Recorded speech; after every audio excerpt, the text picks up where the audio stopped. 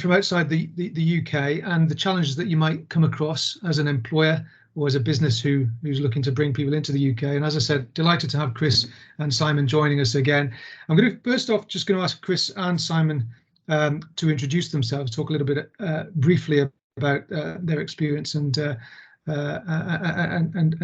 what they do in their practice and in their business, and then we'll move on to some other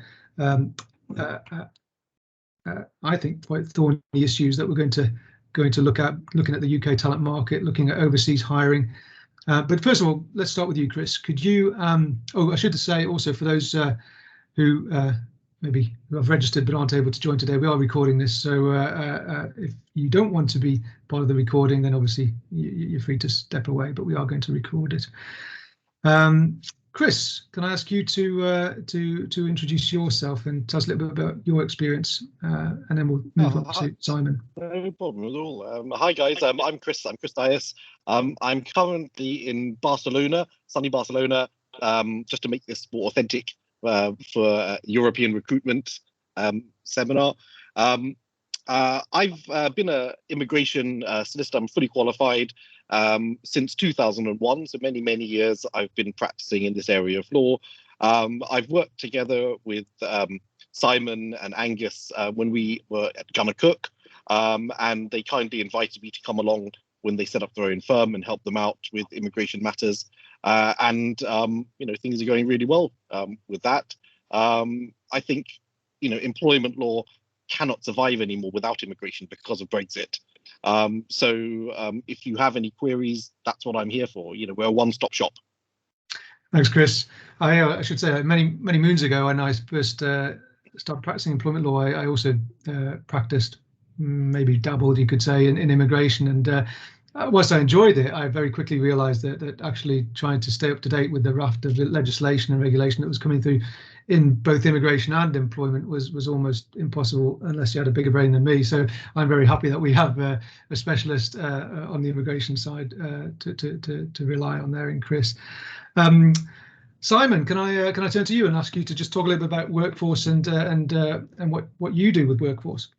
Yeah, sure. So my name's Simon Hayton. I'm the CEO of Workforce. I've spent 25 years, I think it is, in May, in talent for my sins, and the last 15 years of that's been with Workforce. So we're a business. If you think of the UK at the moment, we've spent the last 15 years banging on about skill shortages. I think in the last couple of years, particularly, that's become very much a sort of hot topic.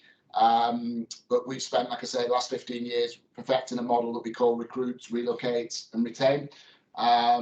So basically our business goes out historically into Europe. We find applicants, skilled workers, we relocate them into the UK for our clients, and then we work with those guys as they settle, and we find them a bank account, national insurance number, accommodation, all that kind of stuff. So that overseas hiring piece is our sort of bread and butter. We work across manufacturing, healthcare, hospitality, tech, and various other sectors. And I suppose really our secret sauce is that we've got 40 international recruiters speaking about 10 different languages. So we're able to talk quite authentically about what that market looks like overseas, and what it's looked like in the last couple of years, because it's obviously changed dramatically with those two little things, COVID and Brexit. So yeah, that's us. I'll perhaps talk a little bit about how things are looking at the moment, sort of here and overseas. Yeah, that's really that's helpful. Thank you both, Chris and Simon. Yeah, and Simon, you touched on it, didn't you? The impact of Brexit and COVID, and I think this was it came up as an aside in the webinar on the Ukraine as well. It seems like the UK economy has had to deal with an awful lot of things being thrown at it over the last few years, and we've got wars, we've had plagues. We're just sort of waiting for sort of pestilence and locusts, it seems. So, yeah, if you don't mind sort of giving us a little bit more of your insight into how you see that impact on the UK employment market and the battle for talent as So, well, I'll preface this by saying apologies for not having massively sort of optimistic sort of news, but I think, you know, it's widely sort of documented, and we're seeing it, you know, firsthand ourselves in our daily lives. I think, you know, just going back, Angus, to the points, you've got basically a sort of, there was an impending issue building around Brexit, which then got sort of compounded, obviously, with COVID and the borders closed, you know, just over 2 years ago. So that almost sort of accelerated our exit out of Europe, because all of a sudden people weren't able to come anyway. And what happened with what we saw, our experience from bringing in, like I say, thousands of people every year for our clients in sort of, you know, within the free movement sort of non-restrictions, was suddenly you've got the borders closed, you've got no access to talent from overseas anyway because of Brexit. Hundreds of thousands of EU nationals going home because without wishing to get political, we let's be honest, we created a relatively hostile sort of climate in a sense for a lot of those workers. And then, as I say, you know, sectors closing down, hospitality, and, you know, various other travel, you know, having severe impacts. So basically, this perfect storm was created, and what we saw was obviously a huge demand within healthcare. So a lot of workers repurposed and moved out of things like you know, hospitality and travel, and changed careers. So that caused you know, a huge amount of flux within different sort of sectors. As the economy has started to reopen, so we saw this before Christmas, before Omicron, and then certainly in the last couple of months as restrictions have eased and, you know, the world's trying to get back to some normality. What's come out of this is this, I mean, it's like nothing I've seen in 25 years, this absolute sort of, you know, totally candidate-driven market where the power very much now resides with the job seeker rather than the hirer. You know, I would say that the choice in the market, the sheer amount of jobs and roles out there that companies are trying to fill has very much tipped this sort of scale whereby you know, you've got these companies and sectors that are struggling to recover and rebuild. So the obvious one being the problems you've seen at Manchester Airport in the last couple of weeks. You know, sadly culminating in Karen Smart losing her job, the MD. I was talking to Manchester Airport back in October about their plans to reopen, and they've known for 6 months they've got a massive issue with recruiting security staff. You know, this wasn't something that you know, wasn't known, but the sheer battle to get that talent hired, and the vast amount of choice that's in the market for candidates has just caused this absolute sort of you know, battle to sort of secure talent. And then you've got a number of other factors that have come in. So you know, remote working from home, that's in a sense, whilst it's been very useful for a lot of companies, particularly in you know, in sectors like tech, it's meant that it's added another layer of demand, if you like, from candidates, that a lot of these candidates are saying, well, actually, I want to hybrid work or work from home, etc. So yeah, to sum up, I suppose that the sheer amount of choice and you know, options out there for candidates has made it incredibly difficult to recruit. What this is then leading on to, I guess, is two key things that we see. One is attrition. So the ability to retain good staff for many employers has become, you know, almost critical, because the level of resignations, the level of attrition that companies are seeing because of that choice that's out there is a real issue. And the second thing is that, again, you know, I'm not sort of saying anything that's not widely known, but we're all seeing this huge wage inflation that's now going on. So many sectors and companies within them are now sort of competing against themselves. You might have seen in the press before Christmas, Amazon were offering sort of £2,500 as a signing on bonus to attract workers to work in a warehouse, you know. And the problem is, alongside the cost of living pressures, you've then got these companies that are forced to have to try and compete on price, basically on wages, and you know, that creates a sort of dynamic within the job market whereby people are ultimately moving and shifting jobs for better salaries. And whilst in the short term that's fine, and we might argue that people's wages and salaries should increase. The issue is, of course, it's got to be paid for, and we're starting to see now certain clients, particularly in London, for instance, in the hospitality sector, where they've offered over the last 12 months as much as 30-40% increases in wages, and it's still not enough. They're still not able to attract the talent they need. So I suppose this all points to the subject we're talking about, which is we've got this huge hole in our that EU contingent and rest of world type hiring that typically has come here and delivered a lot of these roles, and the access to that talent isn't readily available now. So that's very much exacerbating everything. I mean, that's really interesting, isn't it? And I think you're right. It's a lot of what you've said. If we think about some of the headlines that we've had over the last few months, you kind of distilled it all into quite a difficult and scary prospect for businesses, really.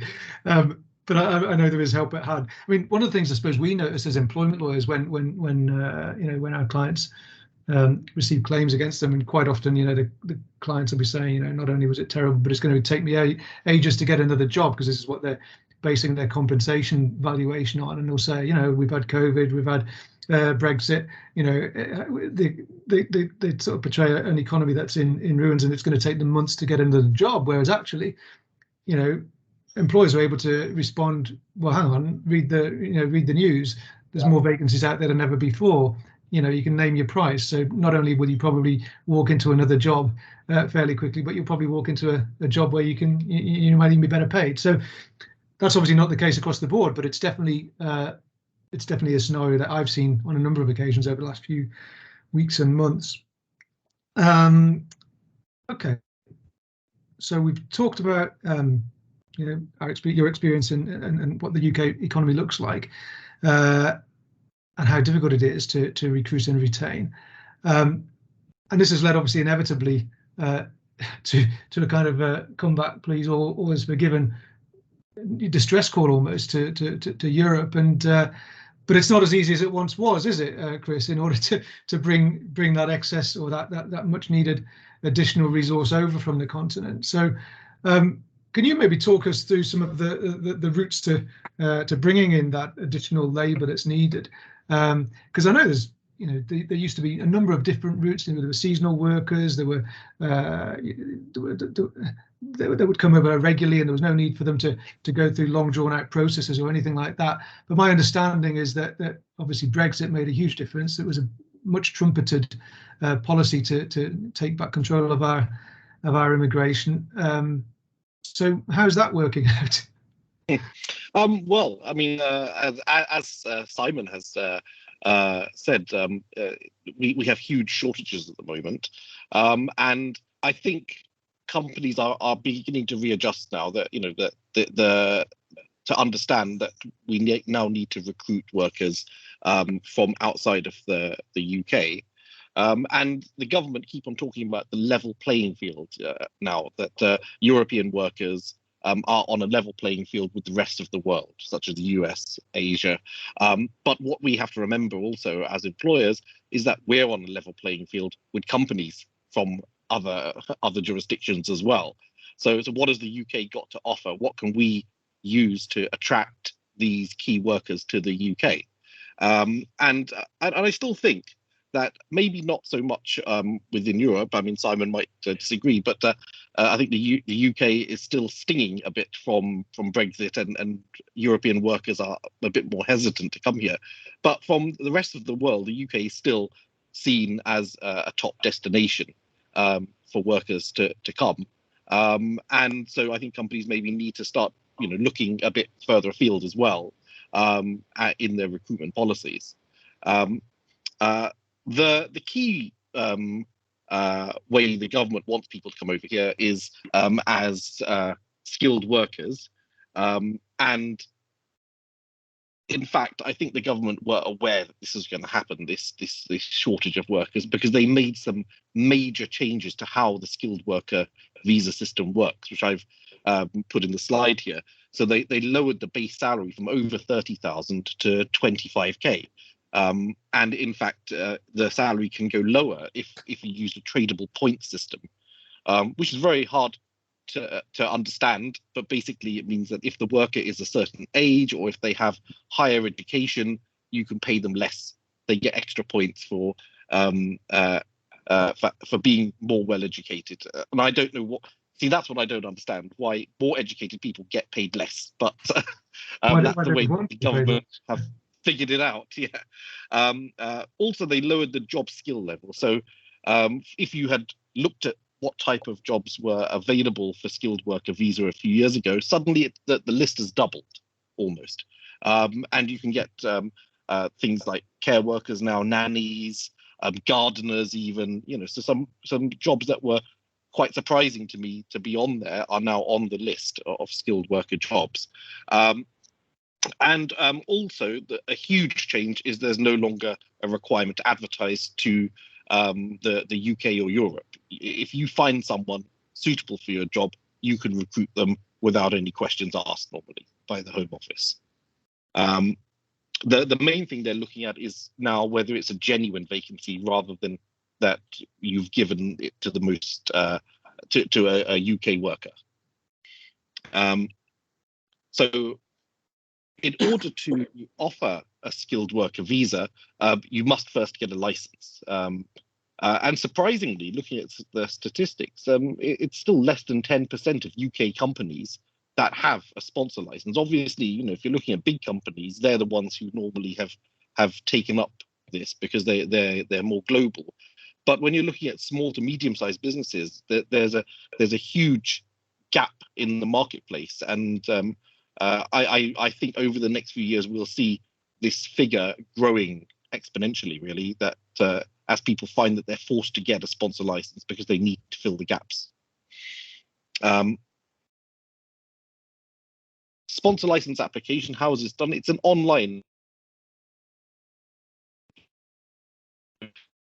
form, you pay a fee, you have to send an email to the director explaining why you're applying, what vacancies you're looking for, and they use that to vet whether or not you understand what types of jobs and what types of salaries are suitable for this type of job. So I've come across a lot of companies who just sent a very frank letter to the Home Office and have been refused because the Home Office say, well, actually, you're not paying the right salary, you didn't do this right. So it's always worth getting legal advice when you're applying for a sponsor license, because importantly, if you don't get it the first time, you can't reapply for 6 months. Sometimes the Home Office will audit the company as part of the license application process, but at the moment, especially because of COVID, it's less and less. I think it's about 1 in 10 at the moment companies are being audited. But what the Home Office is saying is that if they don't audit you when you apply for license, you should expect a visit at some point during the first year or so of your license. And how long does it take to get a sponsor license? About 8 weeks at the moment. They do have a fast track service, which involves paying more money to the Home Office, of course. And then once you have a license, there's 2 types of ways you can sponsor workers. There's a certificate of sponsorship, a cost. There's a defined cost, which is for workers who are already in. Workers who are outside of the UK. So, for example, someone who's based in France and you want them to come over to the UK, and an undefined cost for people who are already here. So, i.e., they're here as a student or they're here working for somebody else.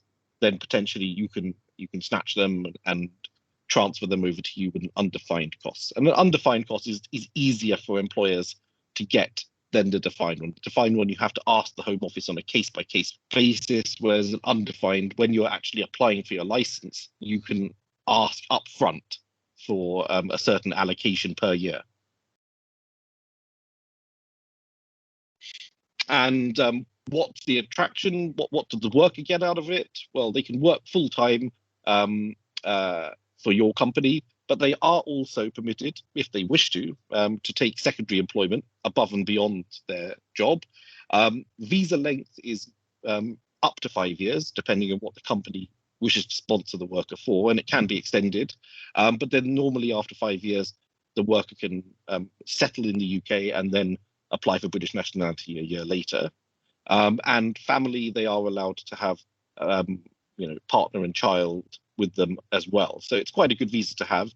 The Home Office have just this month announced a raft of new business visas, which, if there's interest, we can talk about at another webinar. But all of those new ones do not lead to settlement. So there's a big incentive here to bring people on skilled worker visas rather than anything else, from the point of view of attraction to workers, I think. And that's really the system, how it works. I mean, if you want to bring other workers, though, you still need to have a license. But there's a number of new schemes that I don't know why the Home Office have decided to do this, but they don't lead to settlement in the UK. You can stay here for up to 6 years, but then you have to leave. I wonder if it's partly because I guess there's going to be arguments saying, well, hang on, by reducing the requirements of skilled workers as much as they have, both in terms of salary and in terms of skills, it kind of goes against what was, very much being shouted from the rooftops about one of the benefits of Brexit. So I'm wondering if they're saying, yeah, but okay, we're doing that, but at the same time, we're not going to allow everybody who comes. Yeah, We're going to introduce some routes which don't actually lead to settlement. So yes, okay, those coming in as skilled workers ultimately leads to settlement, but these other routes that we're opening aren't going to lead to settlement and overcrowding and all the complaints that. And it may well as well. For example, big companies that want to transfer workers around the world, it may work to their advantage as well. That knowing that there's a time limit to how long that worker can stay, and then they move on to the next stage in next department, next branch abroad. Yeah, I don't just briefly. Do we still have? There's obviously a graduate scheme for foreign students who can, after their studies, they can take up roles, can't they? And I think there always used to be this working holiday maker scheme for those in the Commonwealth, I think it was. But is there a similar scheme or a replacement? Both of those schemes are still there, and in fact, they're the ones that the government are targeting for the undefined certificate of sponsorship. So that they're the ones that once they've done their studies, once they've done their 2 years graduate scheme, are then supposed to transition over to skilled worker. I see, and of course there was the entrepreneur sort of golden visa scheme, which was sort of basically disbanded, on the stroke of 4 p.m. one day without any notice, wasn't it? But obviously other reasons for that, and perhaps not where most of those on the call and those watching this webinar. Exactly, I think if you're not a Russian oligarch, you don't need to worry too much about that. Yes. Exactly. Yeah, no, listen, that was really, really good to see, good to hear. Actually, I was going to say also, for those of you on the call, if you've got questions, feel free to use the chat and just send any comments or questions, queries that you might have through, and we'll aim to deal with those. But then in the meantime, if I could turn back to you, Simon, just ask you about your experience of and the sort of the pitfalls that you've seen, I suppose, from a practical, maybe rather than legal perspective, in terms of bringing people across to the UK. Could you perhaps talk to us about that? Sure. So yeah, our business, as I explained before, was we'd spent many years prior to Brexit coming in, and obviously COVID, going overseas, finding these individuals and bringing them in. Over the last 2 years, what we've had to do is pivot our model, so we can still find all these overseas nationals, but we're tapping into talent pools of people that are already here with right to work, and that's been fine. That's allowed us to deliver that solution for our clients, and as I said, across various sectors across the UK. But we're still in that. Whilst we're working with let's say a multinational talent pool that's in the UK, it's still experiencing all these challenges because the wage inflation and the retention issues and everything else. So we've been quite desperate, if I'm honest with you, over the last sort of couple of years, once COVID was sort of abating, to look at how we could try and get back to leveraging our real skill, which is finding that overseas skilled talent. And so the reason why this is probably very topical for this discussion is we've launched a solution over the last 3 or 4 months with a number of clients, and the interest is off the scale, sort of echoing Chris's comments about the amount of companies that have now got a license. I think it's about 55,000 UK employers currently with a license. So what we've started to do, we've put together a solution called our Overseas Talent Solution, and basically that goes back to our, if you like, DNA, what we've spent all these years doing. But because there is now an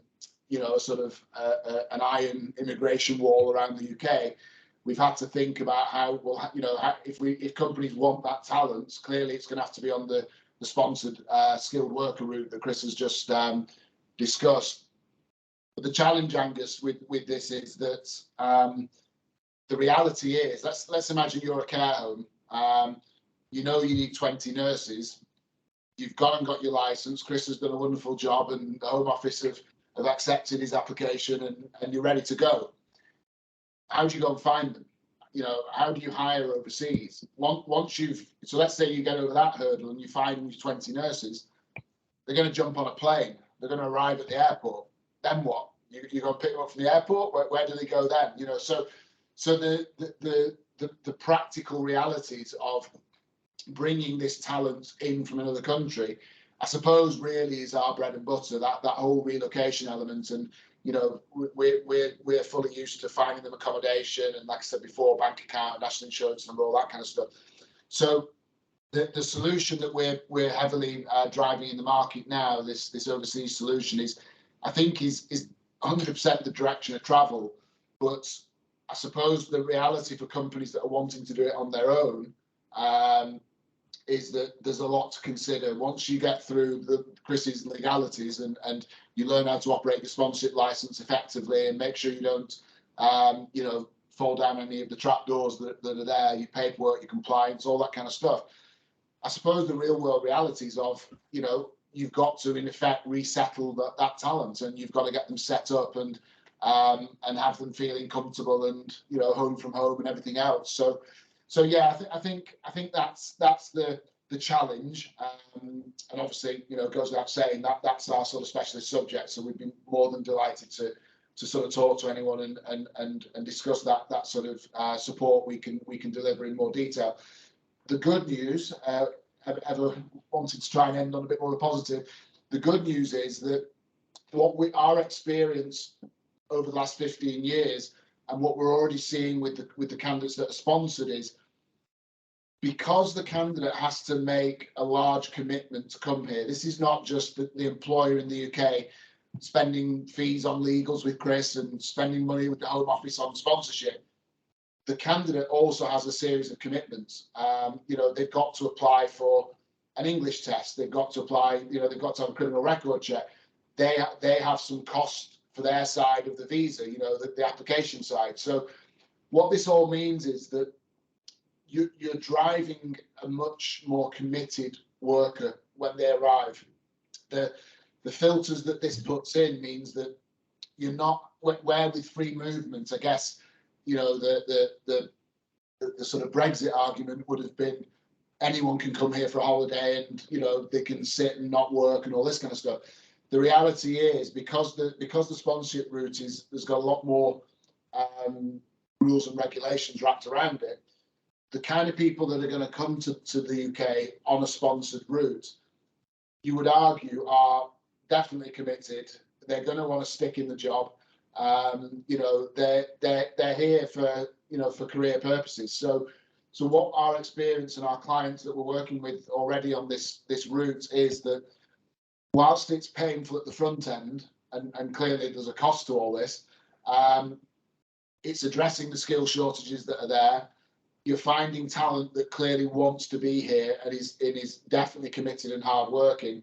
And ultimately, it's going to lead to a far, far, far stronger retention. So ultimately, I think to sum up, it's painful at the beginning, but I think that the accrued associated benefits will just become more and more accepted. And I think, as Chris said, I think the direction of travel over the next 12, 18 months is that you're going to see a hell of a lot more people coming in this route. I mean, that's certainly very good news, isn't it, about the quality of the candidates that are coming over, because those who've, as you say, invested their time, their money, their energy, their emotion into getting across here are going to be pretty driven. They're going to want to succeed. They're going to want to make an impression, which is, music to the ears of employers. I'm guessing it seems to make sense that for those relationships with new employees from overseas to work best and to start bearing fruit quickest, it does make sense for the employer to pay attention to some of those the non-legal stuff, but the more operational or the more pastoral side of things. And if employers, many of them will not have the ability or the resources to be able to do that themselves. So it's good to know that there's help out there in the form of people who've been doing this for years, who know exactly what they're doing, know how to actually enable those employees to get their feet, hit the ground running when they get here as quickly as possible. I've had a couple of questions in. So firstly, what is the time frame roughly from the point of obtaining a visa to the worker actively working? Would you? Chris, yeah, I mean, I think what Alexandra means is like when you issue the certificate of sponsorship to the worker, they then have to do a visa application either in country or out of country. At the moment, these are taking about 8 weeks to process. There is a fast track service that speeds things up, but at the moment they've pretty much been suspended because of the Home Office putting its attention on Ukraine visas. But generally speaking, if you did have access to the priority service, it speeds things up to about 5 days, 5 working days. Nice. And hopefully in a few months' time, once this Ukraine crisis is over, fingers crossed, touch wood, that we will get those levels of service back again. But at the moment, if it's just a standard service, you're looking at about 8 weeks. 8 weeks, I see. And if they do have a visa, then it kind of presupposes they've got a certificate of sponsorship, which presupposes they've got the license, and all that kind of stuff has happened already exactly, in those 8 yeah. weeks. Mm-hmm. Once you get a visa, in theory, you can jump on the next flight over here and start work. Is that right? You have the visa. The start date. You have to allocate a start date. So that's again why it's good to have an advisor, because you don't want to put a start date which is totally unrealistic. I see. No, that's helpful. So another question there also, is there a maximum number of people you can bring across per license? There isn't. It depends. Obviously, the more people you bring, the more likely you are to get a visit on your door from the Home Office to check that these are genuine vacancies. But you can bring in thousands if you want, if you've got the capacity. It'd be interesting to know which employers have the most here on, but some with hundreds if not thousands in the. But is it right that you can pre-allocate a certain number, or do you have to keep asking the Home Office to top up your allocation? The allocation is only for people who are already here, so you can't allocate for out of country. But I'd imagine, off the top of my head, it's probably the NHS that's the biggest employer. Yeah, it would make sense, wouldn't it? Yeah. Very helpful, thank you. Again, there's still a couple of minutes if people want to add any more, send any more queries across.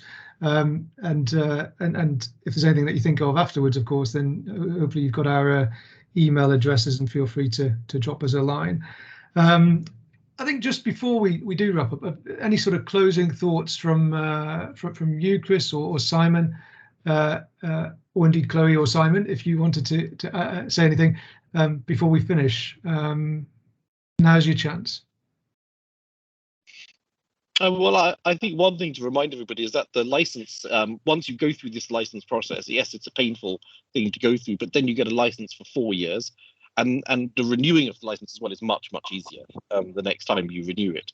So once you're on the bandwagon, once you're on the bike, so to speak, it's a much easier process moving forward. That's good to know, definitely.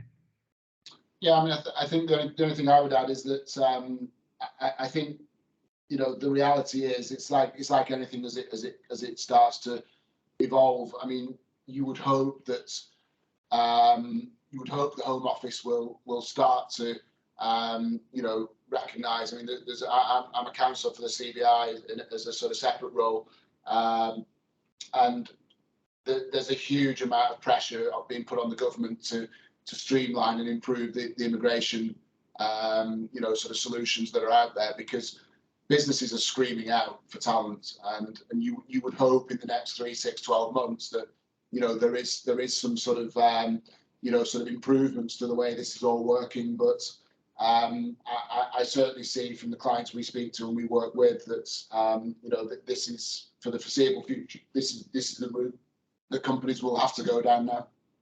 Yeah. Listen, thank you, Simon. Thank you, Chris. Really good to get your thoughts today. Thank you to everybody who's joined as well. We've come to 1:40. We want to be punctual. We appreciate you've got busy lives, and so hopefully you've learned something today. I know I have, and it's I think that it's intense. It's getting busier. It's getting in some ways more difficult, but in other ways easier. And having somebody who's able to navigate you through that will certainly make a big difference. So hopefully, the fact that there's help out there is comfort, and we're obviously very happy to help if there's any queries or needs for support in future in this area. So thanks again to everybody who's joined. I'm going to sign off now, and we'll see you on the next one, whenever that may be.